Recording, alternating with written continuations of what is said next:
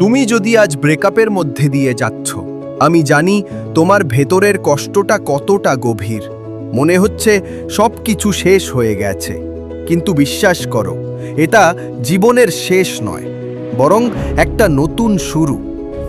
আজকের ভিডিওতে আমি তোমাকে বোঝাবো কিভাবে ব্রেকআপের পরেও তুমি আবার উঠে দাঁড়াতে পারো, কিভাবে নিজের জীবনের সেরা ভার্সনটা তৈরি করতে পারো।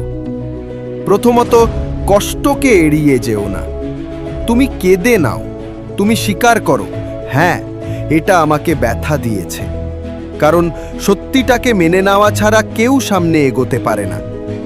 যখন আমরা ভেতরের কষ্টকে স্বীকার করি, তখনই সেটা কমতে শুরু করে। মনে রেখো, কান্না দুর্বলতা নয়, কান্না মানে ভেতরের কষ্টকে বের করে দেওয়া। আমরা প্রায়ই ভাবি, কেন আমাকে ছেড়ে গেল? আমি কি খারাপ ছিলাম? কিন্তু সত্যিটা হলো, যদি কেউ সত্যিই তোমাকে ভালোবাসতো, তবে সে কখনো তোমাকে ছেড়ে যেত না।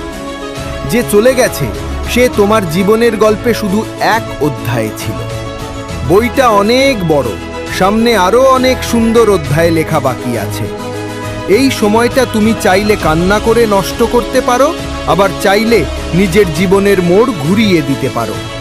নতুন স্কিল শেখো, নিজের ক্যারিয়ার নিয়ে কাজ করো, শরীর চর্চা করো, পরিবারকে সময় দাও। কারণ একদিন যখন তুমি সফল হয়ে উঠবে, তখন তোমার কষ্টই তোমার সবচেয়ে বড় শক্তিতে পরিণত হবে। ব্রেকআপের পর আমরা বেশিরভাগ সময় সোশ্যাল মিডিয়ায় বসে থাকি, পুরনো ছবিগুলো দেখি, স্ট্যাটাস দিই। এগুলো তোমাকে আরও ভেতর থেকে ভেঙে দিবে। বরং তোমার ফোকাস পাল্টাও, বই পড়ো, জিমে যাও, বন্ধুদের সঙ্গে হাসো, নিজের স্বপ্নের জন্য পরিশ্রম করো।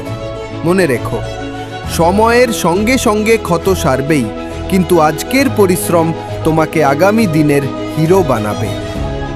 যে মানুষটা তোমাকে ছেড়ে গেছে, তার পেছনে আর তাকিও না। জীবন কারো জন্য থেমে থাকে না।